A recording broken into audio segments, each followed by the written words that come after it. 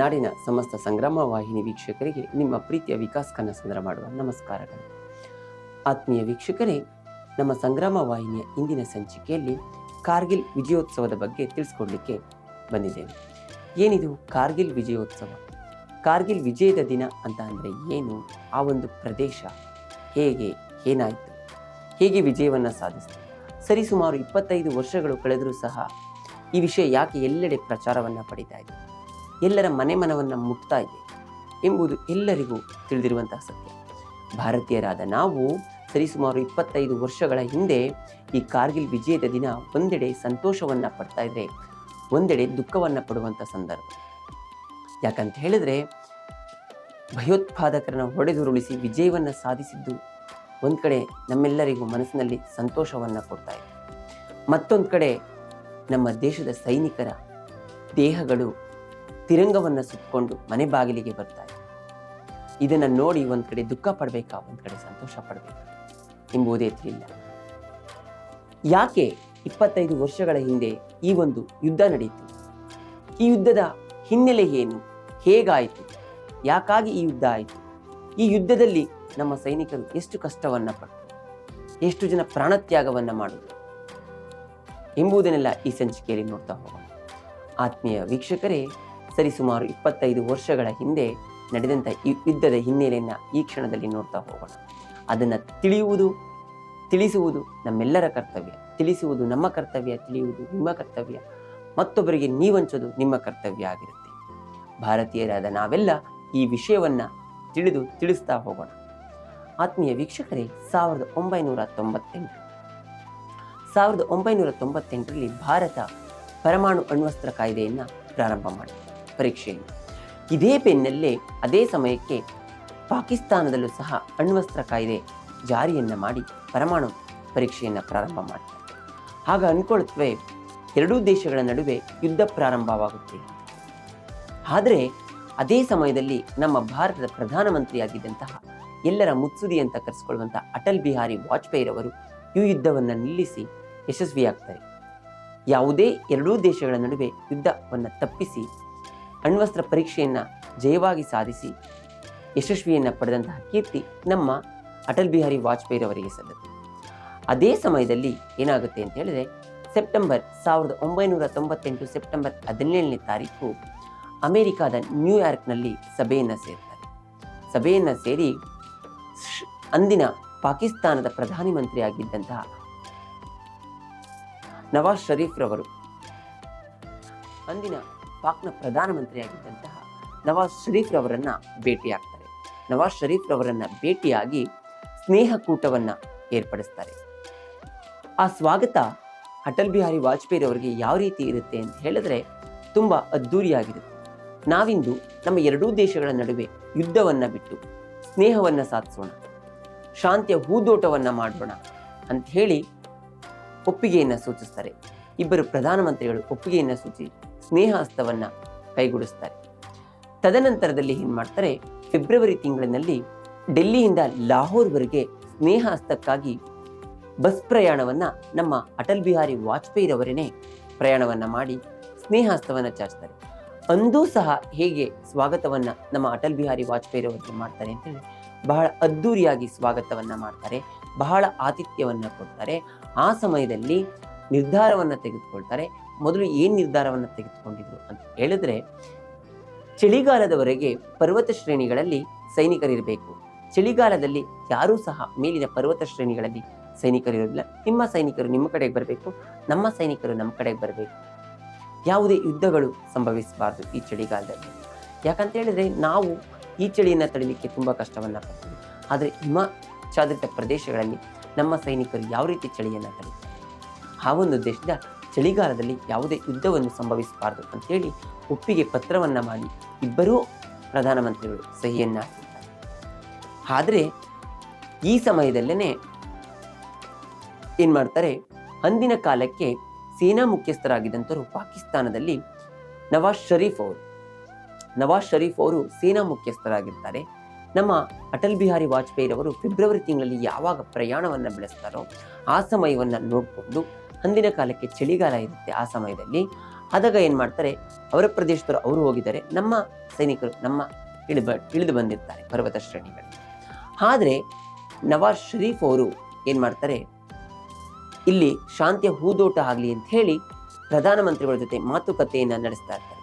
ಇದೇ ಸಮಯವನ್ನು ತಕ್ಕದಾಗಿ ಬೆಳೆಸ್ಕೊಂಡಂತಹ ಅಂದಿನ ಸೇನಾ ಮುಖ್ಯಸ್ಥ ಯಾರಾಗಿರ್ತಾರೆ, ಪರ್ವೇಜ್ ಮುಷರಫ್ ಅವರು ಏನು ಮಾಡ್ತಾರೆ, ತಮ್ಮ ಸೈನ್ಯವನ್ನು ಬೆಳೆಸ್ಕೊಂಡು ಏನು ಮಾಡ್ತಾರೆ, ಇದಕ್ಕೆ 4 ಜನ ಕೈ ಜೋಡಿಸ್ತಾರೆ. ಯಾರಂತ ಹೇಳಿದ್ರೆ ಲೆಫ್ಟಿನೆಂಟ್ ಜನರಲ್ ಮೆಹಬೂಬ್ ಅಂತೇಳಿ ಒಬ್ಬರು, ಇನ್ನೊಬ್ಬರು ಬ್ರಿಗೇಡಿಯರ್ ಮೊಹಮ್ಮದ್ ಅಂತೇಳಿ, ಇನ್ನೊಬ್ಬರು ಲೆಫ್ಟಿನೆಂಟ್ ಜನರಲ್ ಪರ್ವೇಜ್ ಅಂತೇಳಿ. ಈ 4 ಜನ ಏನು ಮಾಡ್ತಾರೆ, ಕಾರ್ಗಿಲ್ ಪ್ರದೇಶವನ್ನು ವಶಪಡಿಸ್ಕೊಳ್ಬೇಕು ಅಂತ ಹೇಳಿ ಯೋಜನೆಯನ್ನು ತಯಾರಿ ಮಾಡ್ತಾರೆ. ಈ ಯೋಜನೆಯನ್ನು ತಯಾರು ಮಾಡಿ ನಮ್ಮ ಸೈನಿಕರ ಗಮನವನ್ನು ಬೇರೆಡೆಗೆ ತಿರುಗಿಸ್ಬೇಕು ಅಂತೇಳಿ ಬೇರೆಡೆ ಶೂಟ್ ದಾಳಿಯನ್ನು ಮಾಡಲಿಕ್ಕೆ ಪ್ರಾರಂಭ ಮಾಡ್ತಾರೆ. ನಮ್ಮ ಸೈನಿಕರ ಗಮನ ಆ ಕಡೆ ಹೋದಾಗ ಏನು ಮಾಡ್ತಾರೆ, ಇವರು ನಮ್ಮ ಪೋಸ್ಟರ್ಗಳಿಗೆ ಹೋಗಿ ನಿಂತ್ಕೊಳ್ತಾರೆ. ಇವರಲ್ಲಿ ಇದ್ದಂಥದ್ದು 10 ಪೋಸ್ಟರ್ಸ್ಗಳನ್ನ ವಶಪಡಿಸ್ಕೊಳ್ಬೇಕು ಅಂತೇಳಿ.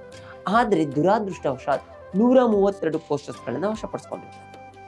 ನೋಡಿ, ನಮ್ಮ ಭಾರತೀಯ ಸೈನಿಕರು ಬಹಳ ಮೃದು ಸ್ವಭಾವದವರು. ಇದುವರೆಗೂ ನಡೆದಿರುವಂಥ ಎಲ್ಲ ಯುದ್ಧಗಳಲ್ಲಿ ಅವ್ರು ಬಂದಿರೋದಕ್ಕೆ ನಾವು ತಿರುಗೇಟನ್ನು ಕೊಟ್ಟಿದ್ದೇವೆ ವಿನಃ ನಾವು ಯಾರ ಮೇಲೂ ಯುದ್ಧವನ್ನು ಸಾರಿಲ್ಲ. ಏಪ್ರಿಲ್ ತಿಂಗಳ ಒಳಗಡೆ ಇವ್ರೇನ್ ಮಾಡ್ತಾರೆ, 132 ಪೋಸ್ಟರ್ಸ್ಗಳನ್ನು ವಶಪಡಿಸ್ಕೊಳ್ತಾರೆ. ಆದರೆ ಇದು ನಮ್ಮ ಭಾರತೀಯ ಸೈನಿಕರಿಗೆ ತಿಳಿಯೋದೇ ಇಲ್ಲ. ಆದರೆ ಅದೃಷ್ಟವಶಾತ್ ಎಂಬುವಂತೆ ಅಲ್ಲಿನ ಪರ್ವತ ಶ್ರೇಣಿಗಳಲ್ಲಿ ಕುರಿಗಾಯಿಗಳು ಜಾಸ್ತಿ ಇರ್ತಾರೆ. ಕುರಿಗಾಯಿಗಳು ಜಾಸ್ತಿ ಇದ್ದಾಗ ಏನು ಮಾಡ್ತಾರೆ, ಅಲ್ಲಿ ಒಬ್ಬ ತಾಸಿ ಎಂಬುವ ಒಬ್ಬ ವ್ಯಕ್ತಿ ಇರ್ತಾನೆ. ಪ್ರತಿದಿನ ಕುರಿಗಳನ್ನು ಮೇಯಿಸ್ಕೊಳ್ಳಿಕ್ಕೆ ಹೋಗ್ತಾ ಇರ್ತಾನೆ. ಒಮ್ಮೆ ಏನಾಗುತ್ತೆ ಅಂತ ಹೇಳಿದ್ರೆ, ಅಲ್ಲಿ ಅವನು ಕುರಿ ಮೇಯಿಸಲಿಕ್ಕೆ ಹೋದಾಗ ಭಯೋತ್ಪಾದಕರು ನಡೆದಾಡಿರುವಂಥ ಸಂಚು ಆತನಿಗೆ ತಿಳಿಯುತ್ತೆ. ಆತನಿಗೆ ತಿಳಿದಾಗ ಏನಾಗುತ್ತೆ, ಯಾವ ರೀತಿ ತಿಳಿಯುತ್ತೆ ಅಂತ ಹೇಳಿದ್ರೆ, ಅವನಿಗೆ ಸ್ವಲ್ಪ ಅನುಮಾನ ಬಂದಿರುತ್ತೆ. ಅದನ್ನು ಸಾಕ್ಷಿ ಸಮೇತ ಸಿಗಬೇಕು ಅಂತ ಹೇಳಿದ್ರೆ ಅವನಿಗೆ ಅದೇ ಸಮಯಕ್ಕೆ ಪಾಕಿಸ್ತಾನದ ಒಂದು ಸಿಗರೆಟ್ ಪ್ಯಾಕ್ ಸಿಗುತ್ತೆ. ಆ ಸಿಗರೆಟ್ ಪ್ಯಾಕನ್ನು ತೆಗೆದುಕೊಂಡು ಬಂದು ನಮ್ಮ ಭಾರತೀಯ ಸೈನಿಕರಿಗೆ ಕೊಡ್ತಾರೆ. ಅಲ್ಲಿನ ಕುರಿಗಾಯಿ ಪ್ರದೇಶದ ವ್ಯಕ್ತಿಗಳಿಗೆ ನಮ್ಮ ಭಾರತೀಯ ಸೈನಿಕರು ಅಂತ ಹೇಳಿದ್ರೆ ತುಂಬ ಇಷ್ಟಪಡ್ತಾರೆ. ಆಗ ಆ ಸಿಗರೆಟ್ ಪ್ಯಾಕನ್ನು ತಂದು ಕೊಟ್ಟಂತಹ ಸಂದರ್ಭದಲ್ಲಿ ಏನಾಗುತ್ತೆ, ನಮ್ಮ ಭಾರತೀಯ ಸೈನಿಕರಿಗೆ ಅನುಮಾನ ಶುರುವಾಗುತ್ತೆ. ಯಾರೋ ಭಯೋತ್ಪಾದಕರು ನಮ್ಮ ಬಂಕರ್ಗಳನ್ನು ವಶಪಡಿಸ್ಕೊಳ್ತಾ ಇದ್ದಾರೆ, ನಾವಿದನ್ನು ತಿಳ್ಕೊಳ್ಬೇಕು ಅಂತ ಹೇಳಿ. ಅದೇ ಸಮಯಕ್ಕೆ ಏನು ಮಾಡ್ತಾರೆ, ಇದನ್ನು ಯಾವ ರೀತಿ ತಿಳ್ಕೊಳ್ಬೇಕು ಅಂತ ಹೇಳಿ ಸೌರಭ್ ಕಾಲಿಯ ನೇತೃತ್ವದಲ್ಲಿ ಒಂದು ತಂಡ ಮೇಲೆ ಹೋಗುತ್ತೆ. ಪರ್ವತ ಶ್ರೇಣಿಯನ್ನು ಹೇರ್ತಾರೆ.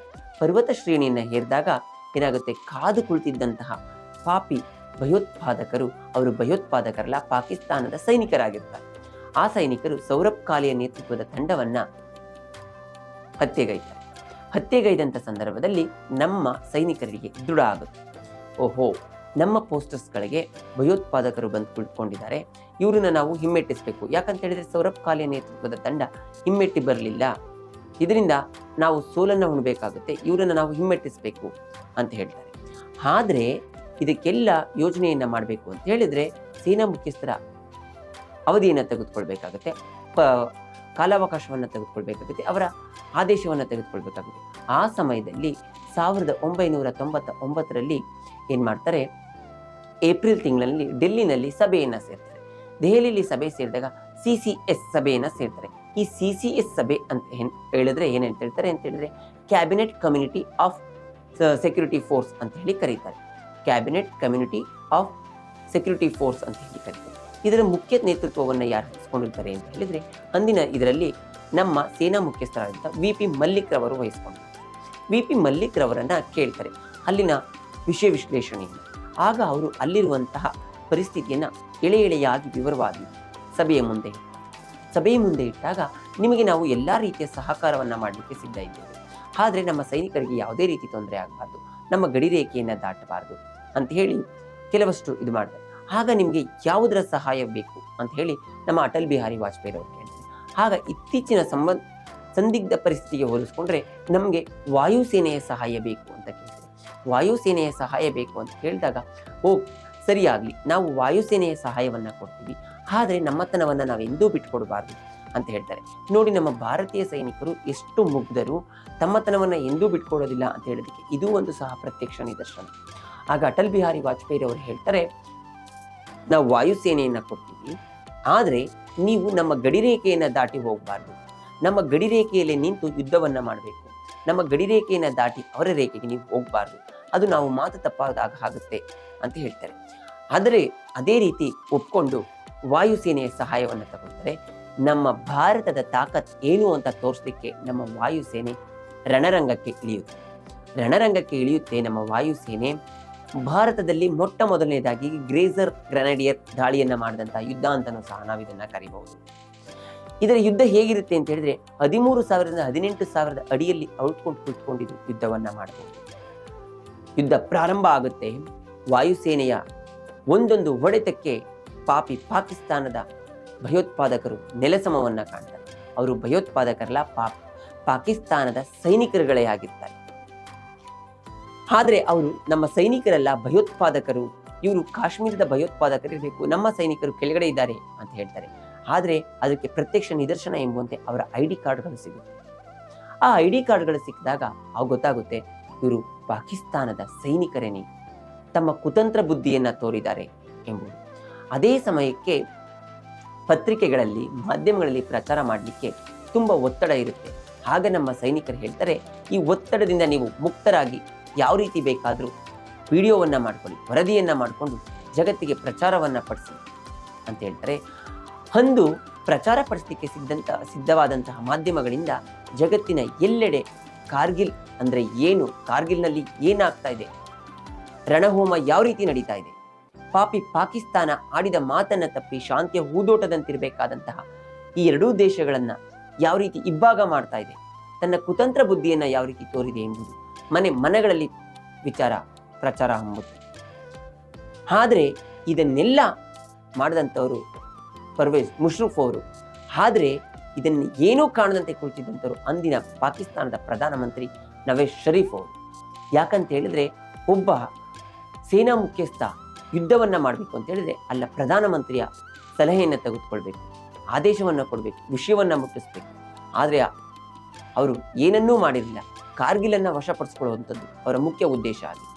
ಕಾರ್ಗಿಲನ್ನು ಮುಖ್ಯವಾಗಿ ವಶಪಡಿಸ್ಕೊಳ್ಳುವಂಥ ಮುಖ್ಯ ಉದ್ದೇಶ ಏನಾಗಿತ್ತು ಅಂತ ಹೇಳಿದ್ರೆ, ಶ್ರೀನಗರದಿಂದ ಲಡಾಖ್ಗೆ ಹೋಗುವಂತಹ ಮಾರ್ಗದಲ್ಲಿ ಕಾರ್ಗಿಲ್ ಬರುತ್ತೆ. NH1 ಅಂತ ನಾವೇನು ಕರಿತೀವಿ, ರಾಷ್ಟ್ರೀಯ ಹೆದ್ದಾರಿ 1ರ ಮಾರ್ಗದಲ್ಲಿ ಕಾರ್ಗಿಲ್ ಬರುತ್ತೆ. ಈ ಕಾರ್ಗಿಲನ್ನು ನಾವು ವಶಪಡಿಸ್ಕೊಂಡ್ರೆ ಸಿಯಾಚಿನ್ ಅನ್ನು ನಾವು ವಶಪಡಿಸ್ಕೊಳ್ಬಹುದು ಎಂಬುದು ಅವರ ಮುಖ್ಯ ಉದ್ದೇಶ ಆಗಿರುತ್ತೆ. ಅದರಿಂದ ಅವರು ಯುದ್ಧವನ್ನು ಮಾಡಲಿಕ್ಕೆ ಪ್ರಾರಂಭ ಮಾಡ್ತಾರೆ. ಆದರೆ ನಮ್ಮ ಸೈನಿಕರು ಅದಕ್ಕೆ ತಕ್ಕ ಉತ್ತರವನ್ನು ಕೊಡಲಿಕ್ಕೆ ಸಿದ್ಧವಾಗ್ತಾರೆ. ಉತ್ತರವನ್ನು ಕೊಡ್ತಾರೆ, ನೆಲಸಮವನ್ನ ಮಾಡ್ತಾರೆ. ಆಗ ಪಾಕಿಸ್ತಾನದ ಸೈನಿಕರು ಏನು ತಮ್ಮ ಕುತಂತ್ರ ಬುದ್ಧಿಯನ್ನು ತೋರಿದ್ರು ಅದು ಎಲ್ಲೆಡೆ ಪ್ರಚಾರವಾಗುತ್ತೆ. ಆದರೆ ಅವರು ಅಷ್ಟರೊಳಗಡೆನೇ ಏನ್ ಮಾಡಿರ್ತಾರೆ, ಬೆಟಾಲಿಕ್ ಗಾರ್ಡನ್, ಕ್ರಾಸ್ ಗಾರ್ಡನ್, ಟೋರ್ಲಿಂಗ್ ಎಲ್ಲವನ್ನ ವಶಪಡಿಸ್ಕೊಂಡಿರ್ತಾರೆ. ಆದರೆ ಟೈಗರ್ ಹಿಲ್ ಪ್ರದೇಶವನ್ನ ವಶಪಡಿಸ್ಕೊಂಡಿರೋದಿಲ್ಲ. ಟೈಗರ್ ಹಿಲ್ ಎಂಬುದು ತುಂಬಾ ಕಡಿದಾದ ಪ್ರದೇಶವಾಗಿರುತ್ತೆ. ನಮ್ಮ ಭಾರತಕ್ಕೆ ಅತಿ ಮುಖ್ಯವಾದಂತಹ ಒಂದು ಪರ್ವತ ಶ್ರೇಣಿ ಅಂತ ಕರಿಬಹುದು. ಆದ್ರೆ ಅದನ್ನ ವಶಪಡಿಸ್ಕೊಳ್ಳಿಕ್ಕೆ ಕಾಯ್ತಾ ಇರ್ತಾರೆ. ಆದ್ರೆ ಅದನ್ನ ವಶಪಡಿಸ್ಕೊಳ್ಳಿಕ್ಕೆ ನಮ್ಮ ಸೈನಿಕರು ಬಿಡೋದೇ ಇಲ್ಲ. ನಮ್ಮ ಸೈನಿಕರಲ್ಲಿ ಒಬ್ಬರಾದಂತಹ ವಿಕ್ರಮ್ ಬಾತ್ರಾ ಅವರು ಏನ್ ಮಾಡ್ತಾರೆ, ತನ್ನ ನೇತೃತ್ವದಲ್ಲಿ ಟೈಗರ್ ಹಿಲ್ ಪ್ರದೇಶವನ್ನ ಪಾಕಿಸ್ತಾನದ ಸೈನಿಕರಿಂದ ವಶಪಡಿಸ್ಕೊಳ್ತಾರೆ.